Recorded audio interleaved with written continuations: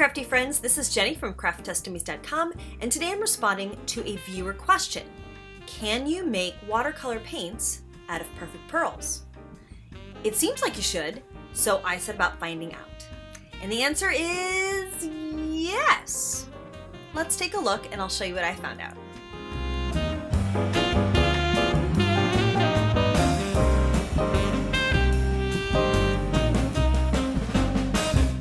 So let me show you what I mean. The answer is yes, you can absolutely use perfect pearls as watercolor paints. And I'll give you a close-up of this. What you're gonna find though is that it's a very pastel look, and that may be exactly what you're going for. Notice how there is a lot of shimmer, but not necessarily a lot of color saturation. But the good news is you can mix your perfect pearls with other things to give you the saturation that you might be looking for. But first, let's go over just making basic paint. So I have my perfect pearls out and I've got a little spritzer of paint, and I happen to have one of these palettes that the Ranger came out with so I can mix my own paints. But if you don't, you know what works great? Bottle caps. Super easy. What you're gonna do is just put 2 or 3 pumps of water into your bottle cap, and then get a small brush and you're gonna dip right in. Let's see, what color do I want to use? Let's use this pretty turquoise. And I just get one kind of paintbrush full and mix it up. And you can see all the shimmery, swirly mica bits blending in and the resin activating.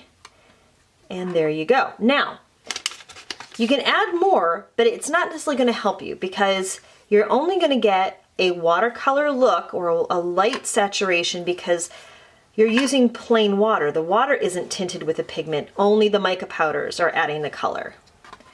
So you're gonna get this nice pretty wash. So if that's where you wanna go, that's all you have to do.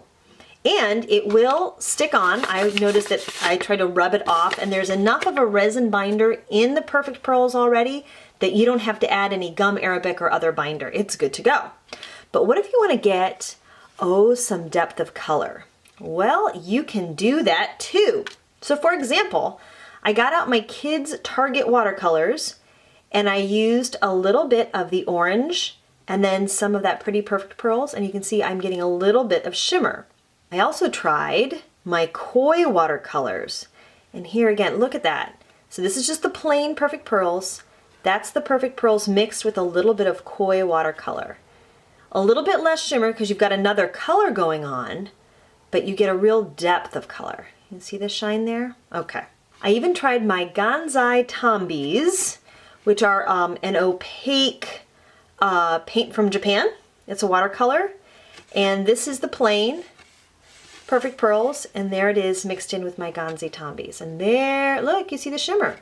But are you ready for this? This is gonna rock your socks off. Look what happens when you mix it with distress stains. You get shimmer and color. And this is frankly what I'm most excited about. Again, I'm gonna use a bottle cap for this demonstration if you don't have a fancy palette, but this is just deep enough to hold a little bit of paint that will actually go kind of a long way.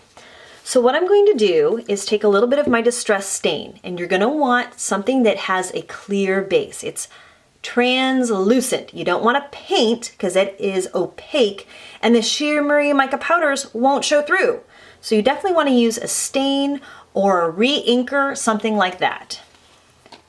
I'm just going to use a little spongy top and squeeze paint out. Look at, or the stain out. Look, and that is almost enough right there. I might add another spritz or 2 of water, and then I'm gonna add some perfect pearls in on top. Ooh, do you see that little splash of purple that comes out? Because this has an iridescent color to it. And you just mix this up.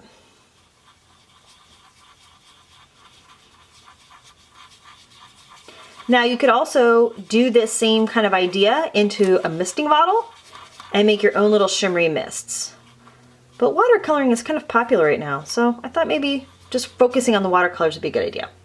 So now take a look at the color that you get. Isn't that beautiful?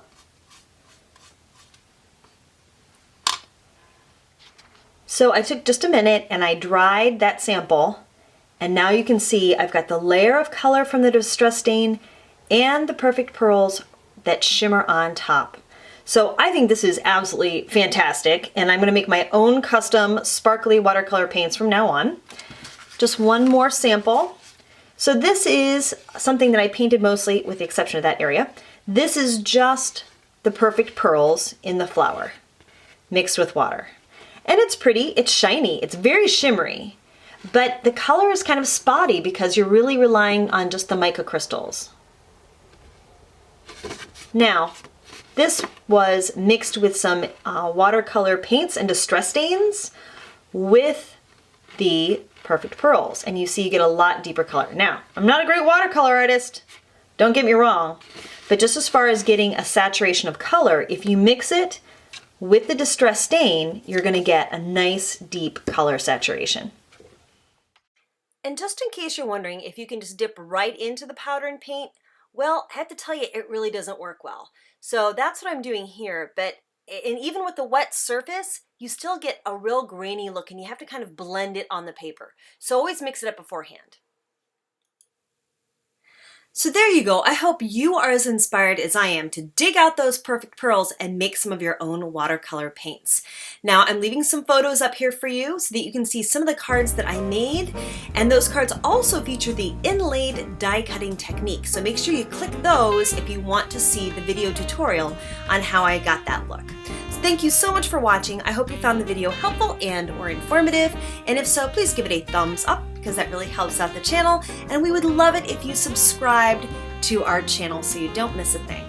Thank you again so much for watching, and have a crafty day.